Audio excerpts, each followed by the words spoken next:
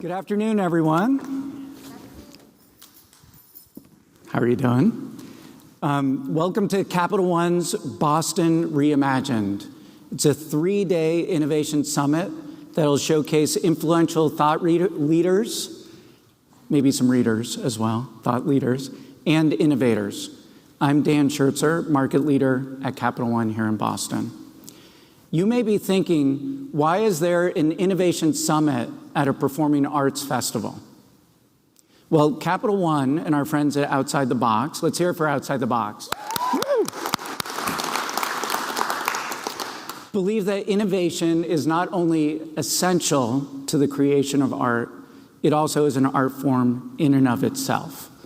And we're excited to celebrate the best and brightest in technology and innovation here in Boston. For the first time, for the first year ever, innovation is being recognized as a performing art through Outside the Box Interactive, an extension of Outside the Box. During Outside the Box Interactive, I hope you'll explore the influential thought leaders and activities that are going to be at your disposal, like Capital One's Boston Reimagined, which is part of today's panel, and then also interactive in the activities that we're going to be doing. The WeWork Innovation Lounge, which is a great place to relax. And then, of course, the Tesla Ride and Drive. I'm sure not many of you have had the chance to test drive a Tesla. It's an awesome experience. You may also be wondering, what is a bank doing at an innovation summit? Well, let me tell you. At Capital One, we're a different kind of bank, one that's built around customers. People are at the heart of everything we do at Capital One, which is why we aim to keep the banking experience simple, straightforward, and elegant. Whether you're mobile, online, at an ATM, or one of our really cool cafes here in Boston, and also now across the country. That's where our banking experience really comes to life. And ironically, it's actually over a cup of coffee. We're not talking to you about banking. I'm not sure how many of you guys have actually been to one of our cafes. I really encourage you. It is truly a reimagined and innovative experience where you can get together with colleagues, with friends, or just relax over that cup of coffee. You'll know then, when you get that chance to be in our cafe, that it's one of the many ways that we're aiming to reimagine that experience, creating a space where we can meet your needs and the world that is increasingly driven by the digital experience, but also has a physical space when you need to talk to somebody about your banking experience.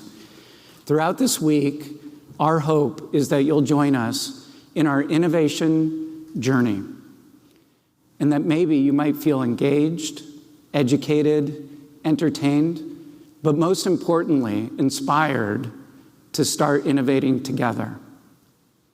So without further ado, I'd like to introduce the panel for today for the really engaging conversation.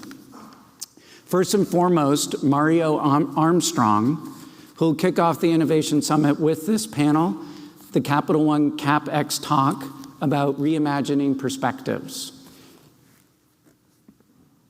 And I think he's on his way out. I'm here. Yes, I'm here. Thank Welcome. you so much. Mario. Hey guys, what's up? He's actually the one who's the public speaker, not me. I'm sure that comes as a surprise to you.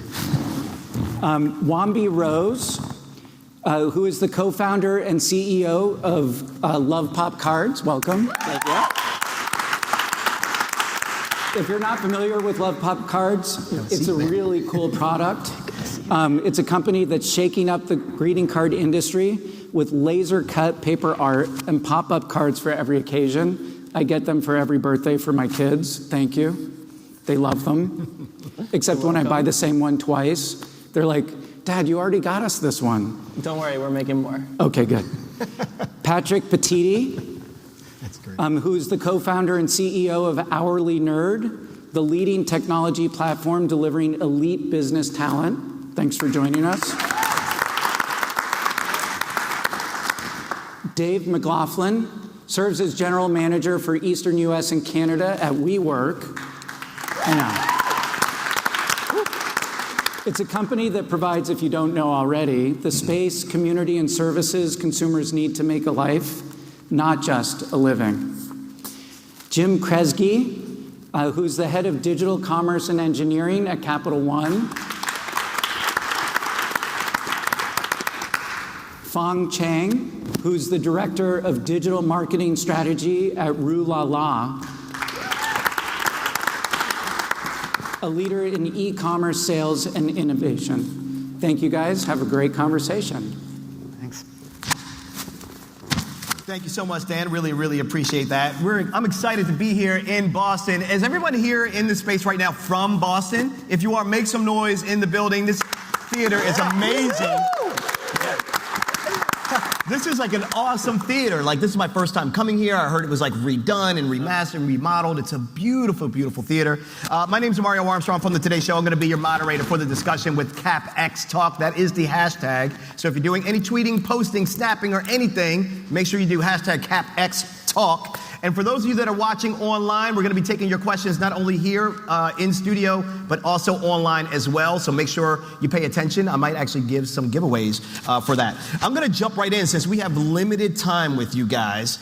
I want to start with the question that right off the bat, Capital One put together this thing, and they're like, reimagining possibilities. And they're reimagining the banking and the financial industries. And so many people here, not only on this panel, but also in the audience, are in different industries. But so to get a foundation, I'd like to just go through each of you, maybe 3 sentences or less, as to how you view reimagining your perspective. What does that mean to you?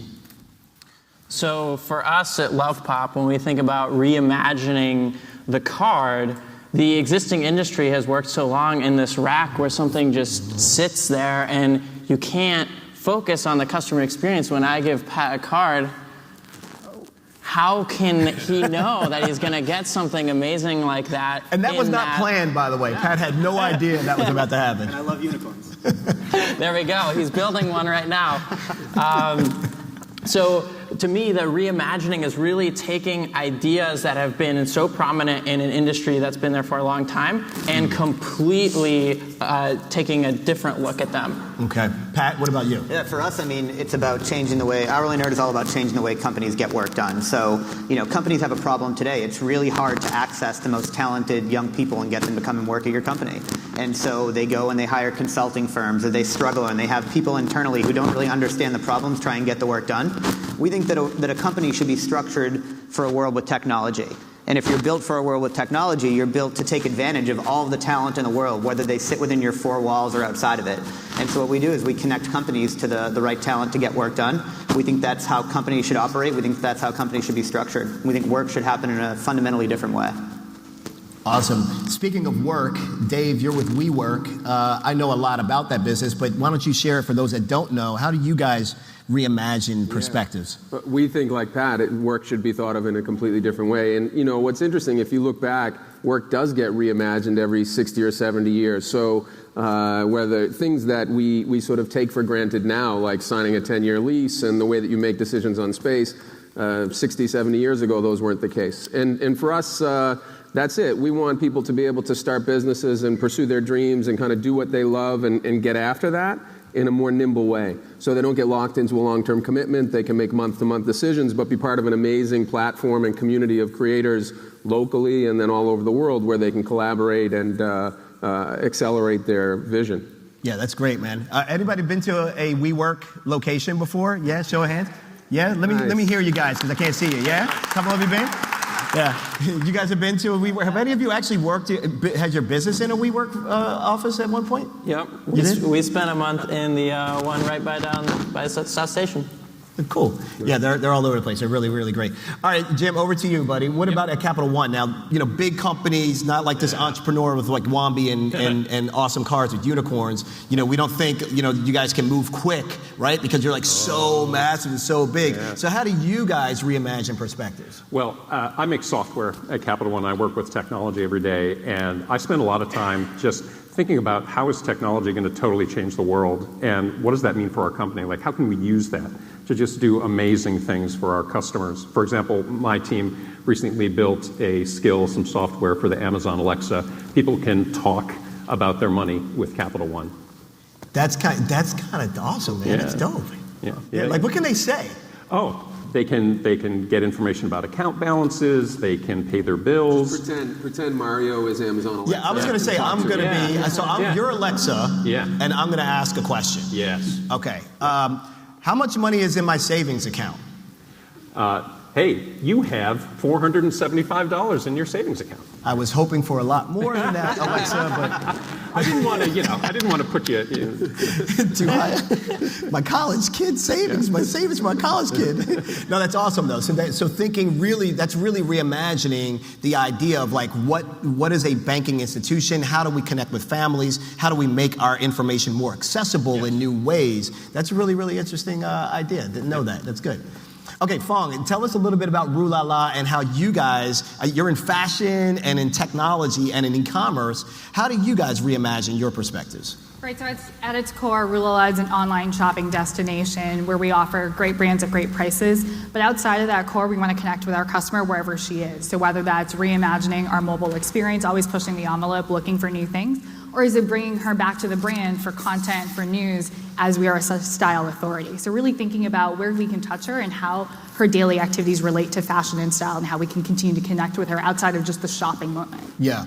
Now, guys, as obviously we're here in Boston, this is a part of, an amazing festival that's taking place right now, the Out of the Box Festival, and this is the interactive session. By the way, this is the first year, right? The first time. So give it up for all of you guys that are here ushering in the very first interactive session. Yes, it's a big deal.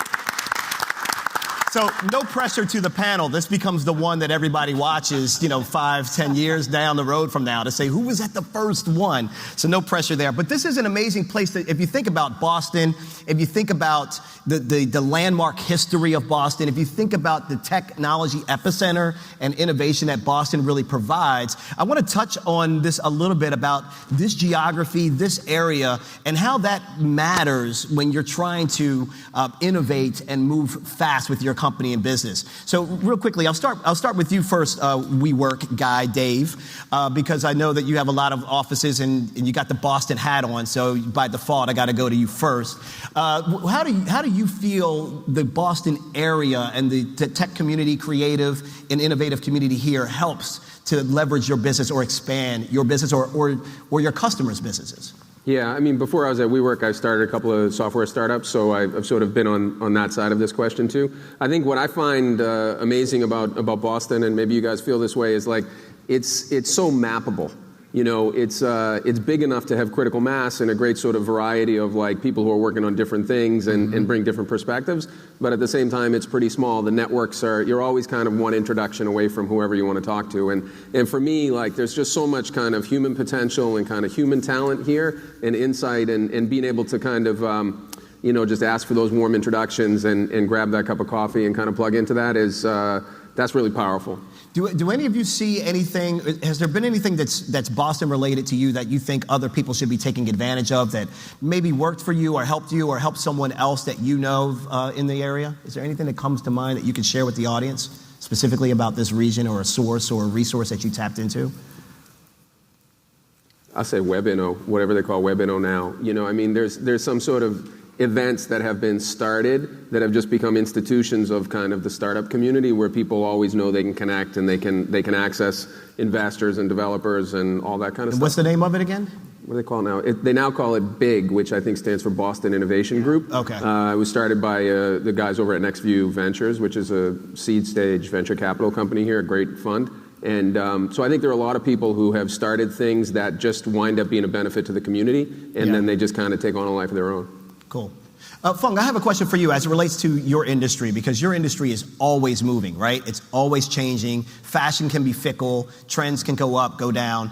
What are some of the challenges, like maybe name one or two big challenges that you faced in your term there, and what solution, how did you think about the solution to get around that? How did you reimagine that perspective to get around that problem? Yeah, absolutely. So one of the things that we know when we started back in 2008 for Rulala was it was a desktop experience. That's how internet started, online shopping. If you think about your first experience with Amazon or the like, you went on your computer, your desktop computer, you typed in what you were looking for, and boom, it got shipped to you. So as the industry evolved and everyone become much more mobile, on their smartphones and everything like that, we really took a stance there and came out with its mobile app many years ago and have continued to iterate there. So I think one of the challenges that we continue to face is really just thinking about our customer and where she is. Every day she spends probably 2 to 3 hours surfing the internet, and most of that is probably going to be on her mobile device while she's on the commute, in between meetings, out with friends. And so we really want to be able to be omni-channel and think about where we can reach her wherever she is. And how do you go about doing that? Yeah, absolutely. So first, building the app. So thinking about that native experience, and many companies that think about app or mobile experiences, do you go mobile web, do you go app? For us, we decided to make our mobile app one of our strongest assets because that really enables us to cater to that experience outside of just mobile web, to really build the functionality that really lends itself easily to that size of screen and, the types of motions even that you're used to within an app. Outside of that, I think we want to make it a differentiated experience. So what are the things that are really going to be easy and fast for you to shop? So is it and I think this is trademarked, but a one-click checkout or very quick checkout, or is it favoriting your sizes or brands that you want to be able to have access to right away, and similarly in lines on that, we know that people are reacting to push notifications or to emails. We want to be sure that people are reacting to us in the right ways and also going to the app for news, for other types of content, for style suggestions. Yeah. Yeah, go ahead, Warren. Yeah, I just want to touch on this a little bit because we are also, in a way, reimagining retail. Yeah. And for us, a lot of that does have to do with how do we get in front of our customer at the times when they need us. And we have different kinds of customers who have an impulse, like they have a birthday tomorrow and they need to get something right away, or they're a planner. But for us in the real world, that looks like we have kiosk locations where you can come and check out most of the Lovepop selection. We have boutique retailers that carry a smaller amount of the selection. So in the real world, you can find Lovepop. But then we're also primarily online where you can go and see the full selection of everything. And I think that's something that's new and evolving, and it's been there for a little bit, but it's still coming to fruition to really be omnipresent in the world. Yeah. Especially for a product like yours. Even what you made me think about was how difficult it is to make such a change. Making a change from web to mobile is like to an app in particular is such a significant change for a company. And I'm sure you guys all have stories about like fake it till you make it, or how do you know it's the right time to make a change, or how do you know to invest or not. For us, it made me think about we were originally a platform that was primarily for SMB customers, small and medium-sized businesses. And we kept on getting these enterprises coming to our website, kind of knocking on the door and saying, hey, we kind of want to use you, but you're not exactly right for us. And so, our fake it till we make it, which was, this was really scary for us at the time, was we just found actually there's an amazing design community in Boston, and we found an amazing designer in Boston, I think it was through a Slack channel. Had that amazing designer over the weekend make 6 mock-ups, and then on Monday went to one of our enterprise customers who had started to use us, showed it to them, loaded it up in Envision, and said, hey, this is our enterprise product, want to buy it?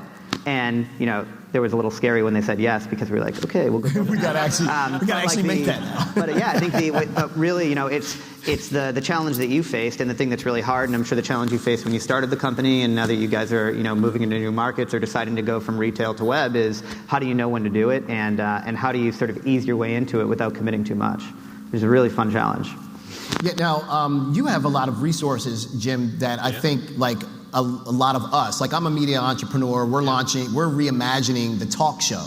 So we're creating a crowdsourced, kind of crowd-produced talk show where the viewers get to actually dictate the topics, the guests, the questions, and then we build that show and then stream it out live for them. So it's a whole new way of doing a talk show for like this generation.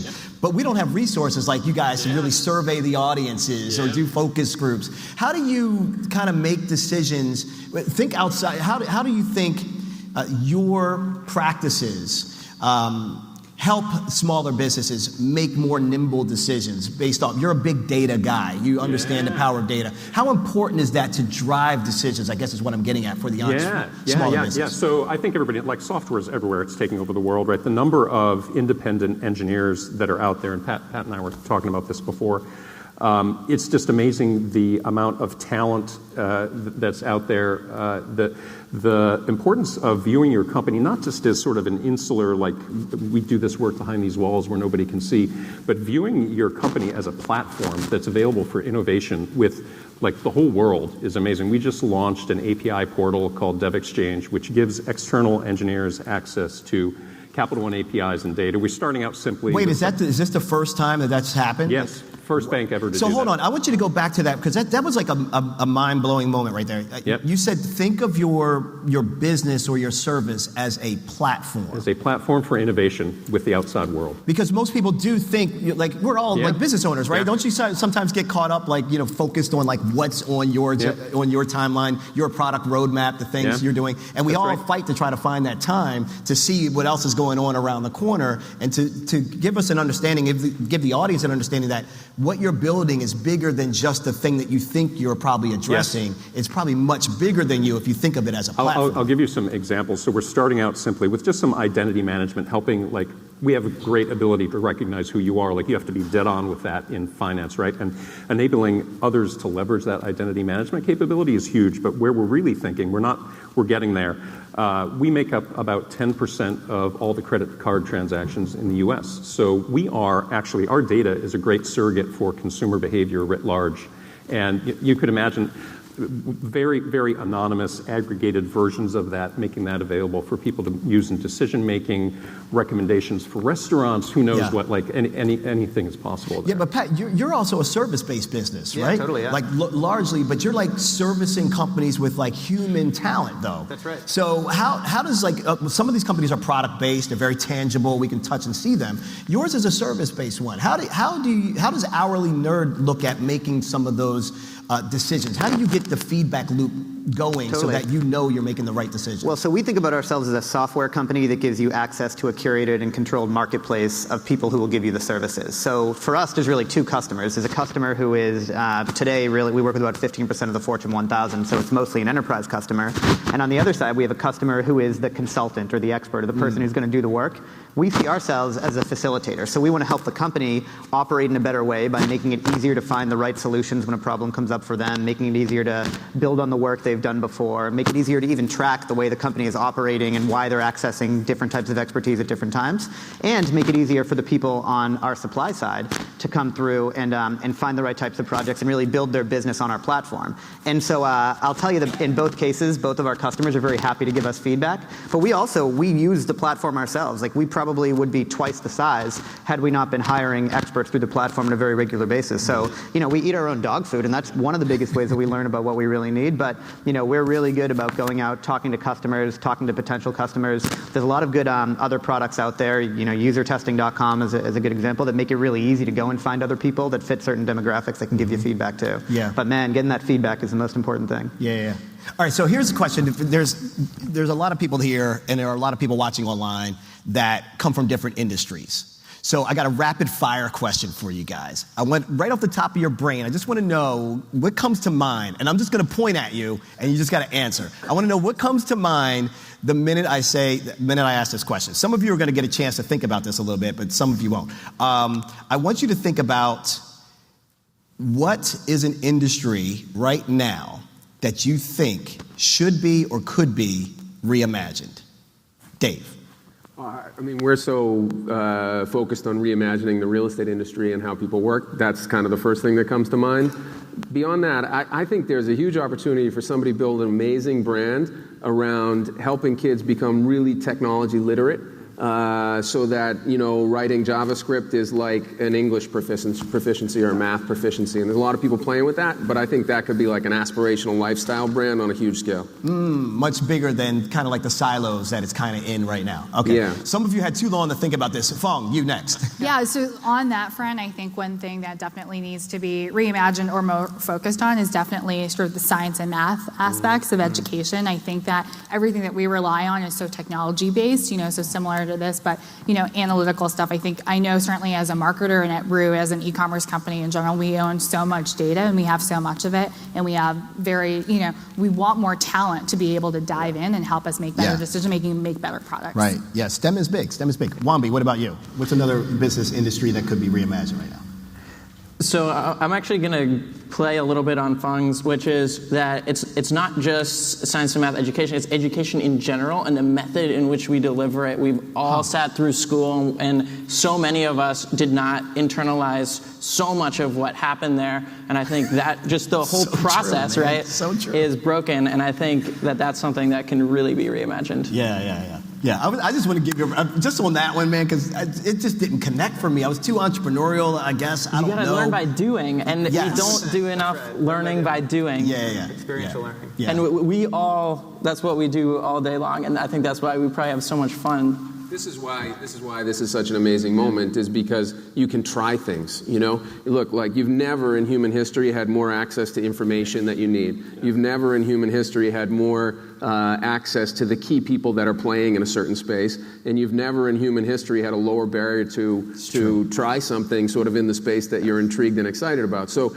if you're the kind of person who sort of gets exhilarated by that, like, this is an amazing moment, and the world's a sandbox. So we have to get two more answers, but I want to come back to this if you're that kind of person, because there are a lot of people that aren't that type of person, but don't know that they can unlock that potential in them, and it may be fear or embarrassment or other things that hold them off from trying. So I want to come back to that, because you're right. The world we live in now is all about chance and try. But if you're hesitant, or you grew up in a way where you didn't have that type of exposure to try or to fail or to understand how to learn from failure, you could be locking up the potential that you really do have inside of you. So I want to touch on that a little bit about what you guys think about that and how that could help someone that's watching maybe find some comfortable ways to unlock themselves. What business or industry would you reimagine? I immediately go to services industry, so I think about the legal industry. If you everyone here is laughing because they probably all have a bill sitting on their desk from like a law firm, from a big box law firm, and you don't understand like where the magic beans are that they seem to be selling you. It looks a lot like the consulting industry, which is part of what we're going after. Just massive margins that don't really make sense. Really talented people who you could access in a different way through technology. Yeah, it's like, do I really need to call my attorney for this contract situation right now? Because 20 minutes is going to cost me X. If you're afraid to call your lawyer, it's actually pretty scary to be working in a startup, but be afraid to call a lawyer because you're afraid it's going to be too expensive. That shouldn't be the way the world works. Jim, what about you? What industry would you reimagine? I have too much time to have thought about it. I got two. One is fitness, massively immersive gamification experiences with virtual reality. I think is coming. It's going to be awesome. So like Pokemon with weights? Yeah, man. Like you got to run, you got to go. Like I got to give it up for Pokemon Go. Got my kids out of the house like all the time. Like it's That's great. what everybody was raving about. It's like, my kids are going outside to go find stuff. Yeah, exactly. This is amazing right now. The second is how the Internet of Things is going to affect the shopping experience, retail shopping especially. Like it's going to Uberize it. Like you're going to go in, pick up what you want, walk out. It's all good. So that's going to be amazing too. Yeah. Awesome ideas. I want to get to, how does this entrepreneur, this person that's not an entrepreneur or didn't grow up in a household with entrepreneurs, don't even know that they have that ability in them to build something that may be beneficial to so many other people. Try to remove your experience for a second, remove your path, unless your path is that path, and think about that person that is trying to reimagine their perspective right now. What can we give them as maybe food for thought or tips or tactics on how they can really think about reimagining themselves, launching their platform or launching their thing? Who wants to go first? I think there's something really important that's happening now in the world, in this special place where we are, where it's becoming easier and easier to do what you love. And I think that it's not necessarily about launching a platform or launching a business for everybody, but what it is about is knowing who you are and what you get excited about and figuring out how to do that.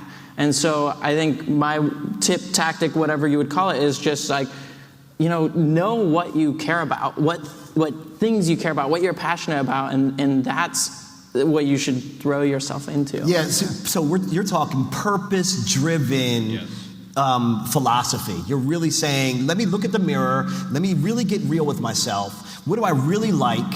What am I really good at or great at? Write those things down and find something there that becomes the thing you can really latch onto and really push. And don't worry about whether or not there's 1 million people that you can get onto your mobile app for this. Just worry about the fact that you love it so much, start building it, that other people will more than likely find you or connect to your love for that thing as well, is what you're saying. Like, have the purpose driving it more than the profits, maybe thinking about just making money off of something versus loving to do something. The other thing that happens, Mario, is that even if the thing that you love fails, which has happened to me, you wind up sort of building this knowledge and skill set that makes you amazing for somebody else. And so for me, actually, I hire about 5 people a week, and the first question in almost every interview is like, tell me what you love.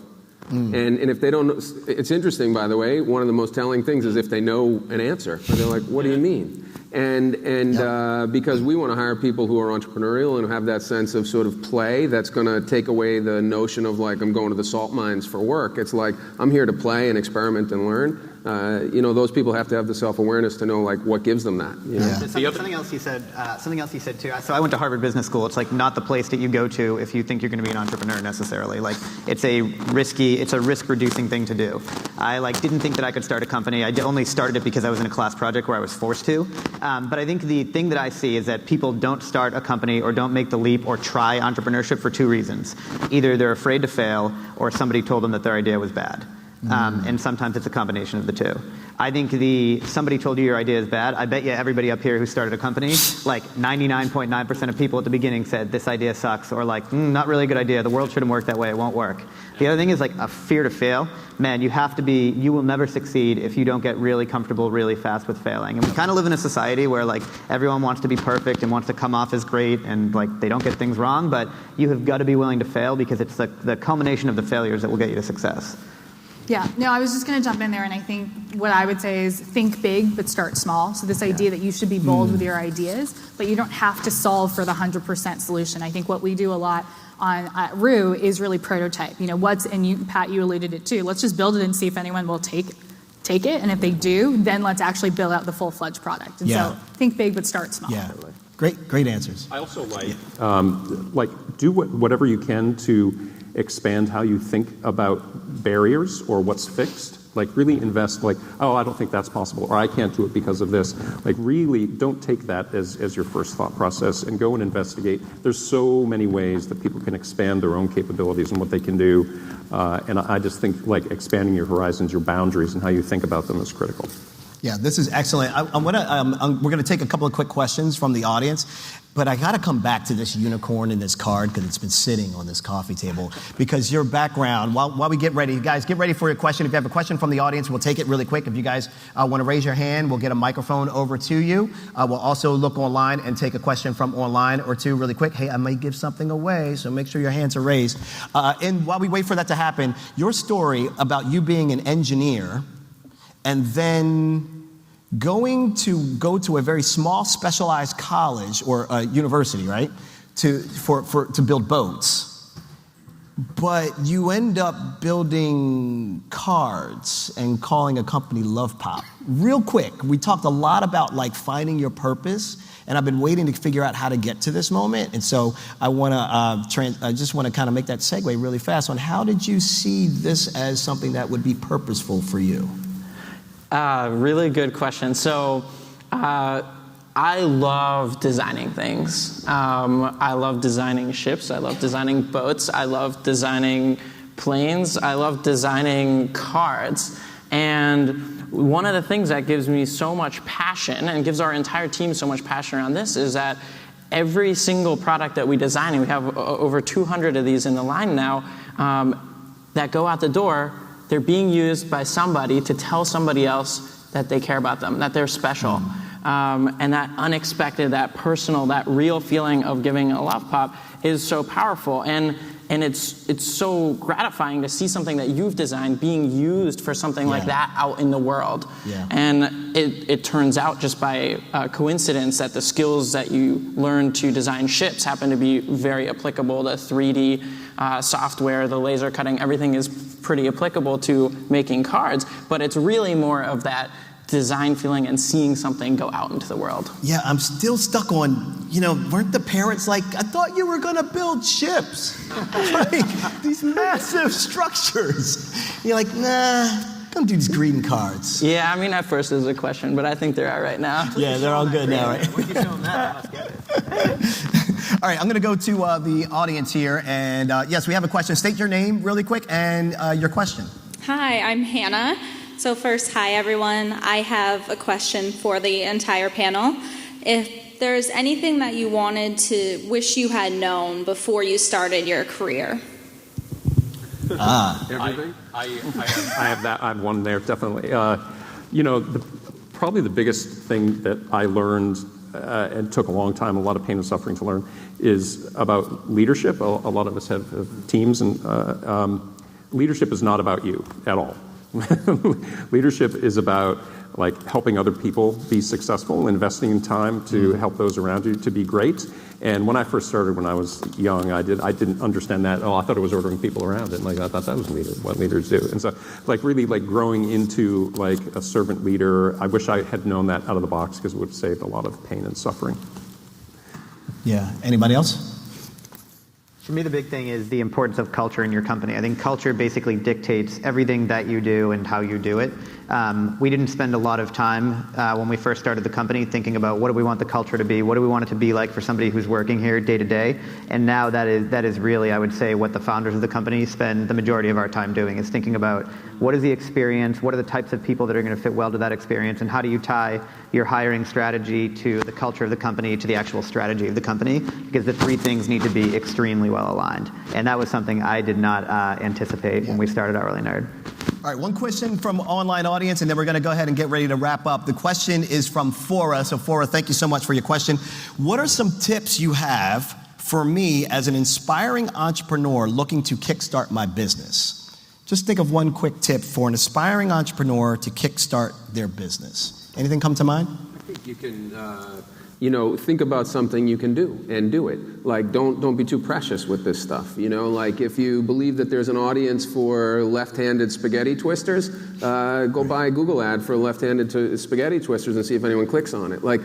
Find those things that allow you to start to play in the space and learn. It's really all about learning and sort of, can you learn at the velocity that you need to? And if you can, then, you're going to go through a lot of kind of false hypotheses and little mini failures, or maybe some big ones, but you're going to kind of learn at the rate that lets you do this. And I think internalizing that idea, go back to the first question of what do I wish I knew? I wish I knew that it was about learning and not perfect performance. And I think I would have dove in sort of faster and stronger. Yeah. Awesome. Okay, and lastly, I just want to touch on something that I didn't get a chance to mention.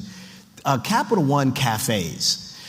I want you to talk about this really, really quickly because when we were talking about the personal, when Dave was talking about people business, and everyone basically here has been talking about it's a people-run business. Everybody's business here is people-run, and then the word leadership was brought up. But then tangible locations for a bank that has these cafes. Can I get a caramel macchiato with soy and decaf? Or absolutely, you can. Are you serious? Yeah, seriously. So real quick, what is a Capital One cafe? I've been meaning to ask you this the whole time. So it's a space where people can come and relax, find out about the local community, get a coffee, and open a checking account or talk about their money. We're really reimagining what it means to be a bank. The atmosphere has changed. You're making it so that I don't feel like I'm walking into a bank today. That's right. Is that what it is? That's right. I mean, for so long, banks have been stuck in their own legacy. This is how we do it. We speak in these terms, and it's not about. It's about the people that are our customers and helping them. And that the cafe is just about bringing humanity, and simplicity to banking. Yeah. Do you have desks there, for people to just start working? Actually, it's a pretty popular working space. Is it really? Yeah. It is actually. There's a lot of people. They set up shop with their laptops and they work there all day. Yeah. Well, I want to give a special thanks to all of our panelists today. We got Wombi, we got Pat, we got Dave, Jim, and Feng. Thank you guys so much for all the insight and the advice you shared. Really appreciate the time. Want to send a special shout out to Capital One for even putting this whole thing on and really presenting this whole idea of Boston Reimagine. And I hope you guys are starting to reimagine some of how you can take some of these strategies, tactics, and ideas and start to really put it out into your purpose-driven work so that you can come up with the next unicorn. Maybe not in a card, but the next unicorn. And if there's one thing that I definitely am going to take away from this panel is that fitness is being reimagined because Jim said so, because Pokemon Go with weights is going to be off the chain. So it's been a pleasure here. The hashtag for the site, or the hashtag for any tweets, posts, videos, or anything that you may do, go to hashtag CapX Talk. And if you want to watch it later online, you can do that as well. Go to capxtalk.FORA.tv. To all our online viewers, what's up? We appreciate you. And I'll say this in closing. Pursue your passions relentlessly without sacrificing your morals and integrity. Thank you guys so much for your time. Thank you, Boston. Thank you, Paramount Theater. This has been awesome.